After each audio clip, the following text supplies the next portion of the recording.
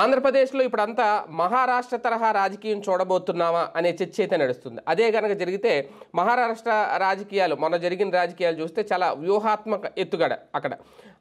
అక్కడ కూడా ఇలాగే పొత్తు పెట్టుకున్నారు శివసేనతో భారతీయ జనతా పార్టీ. శివసేన నుంచి ఒక వర్గాన్ని శివసేన నుంచి షిండే వర్గాన్ని బయటికి తీసుకురావడం, అక్కడ చీలికలు తీసుకురావడం, ఇదంతా అక్కడ ఎమ్మెల్యేలను తీసుకొచ్చాడు ఆయన. హఠాత్తుగా రాత్రికి రాత్రే ఒక క్యాంప్ రాజకీయం నడపడం. సీన్ కట్ చేస్తే భారతీయ జనతా పార్టీ షిండేకి అండగా ఉండి ఆయన సీఎం చేసాడు మన లాస్ట్ ఎలక్షన్స్లో, మొన్న కాకుండా. ఇదంతా జరిగిపోయింది. చివరికి మళ్ళీ ఇప్పుడు భారతీయ జనతా పార్టీ అక్కడ అధికారంలోకి వచ్చింది మొన్న ఎలక్షన్స్లో.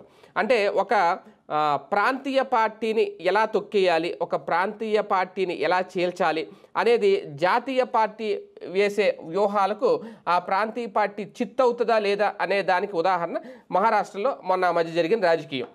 ఫైనల్గా ఇప్పుడు షిండే తప్పుకున్నారు. ఇప్పుడు కాకపోతే ఆయనకి షిండే ఎలా ఉపయోగపడ్డారు భారతీయ జనతా పార్టీకి, లేదంటే అక్కడ శివసేనని తొక్కేయడానికో, లేదంటే శివసేన ఎదుగుదలని ఇంకా భగ్నం చేయడానికో షిండే భారతీయ జనతా పార్టీకి బాగా ఉపయోగపడ్డారు అనేది టోటల్గా అక్కడ రాజకీయం చూస్తే అర్థమవుతుంది. ఇప్పుడు ఆంధ్రప్రదేశ్లో కూడా అలాంటి రాజకీయం నడిస్తే, అది పవన్ కళ్యాణ్ ద్వారా నడిచినా ఎవరి ద్వారా నడిచినా ఫైనల్గా చెక్ ఎవరికి పడుతుంది? తెలుగుదేశం పార్టీకి చెక్ పడుతుంది, లేదంటే చంద్రబాబు గారికి చెక్ పడుతుంది. అదే అయితే ఇవన్నీ సాధారణంగా అందరికీ అర్థమవుతున్న అంశాలే. అలాగని చెప్పి టీడీపీకి తెలియదా? ఎంతో అనుభవం ఉన్న చంద్రబాబు నాయుడు గారికి తెలియదా? నారా లోకేష్ గారికి తెలియదా? అందుకే ముందు జాగ్రత్త పడుతున్నారు.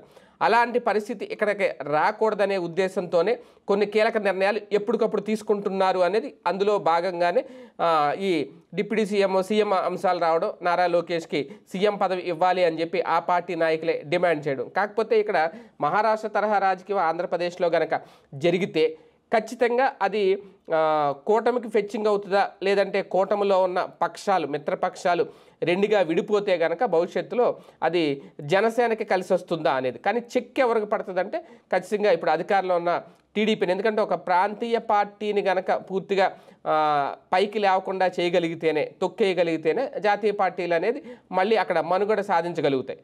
ఇప్పుడు ఆల్రెడీ ఒక ప్రాంతీయ పార్టీని 11 స్థానాలకు పరిమితం చేసేశారు. ఓకే, మళ్ళీ ఎలక్షన్స్లో ఆ పార్టీ అలాగే ఉంటుందా, పుంజుకుంటుందా అనే దాని మీద ఆధారపడి ఉంటుంది. పుంజుకుంటే ఇంకెవరు ఏం చేయలేరు.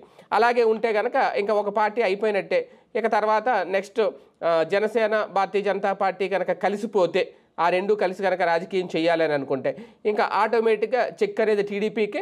ఇక ప్రతిపక్షం అనేది అప్పుడు టీడీపీ ఉంటుందా, లేదంటే బీజేపీ జనసేన కూటమి ఉంటుందా అనేది అప్పుడు చూడాలి.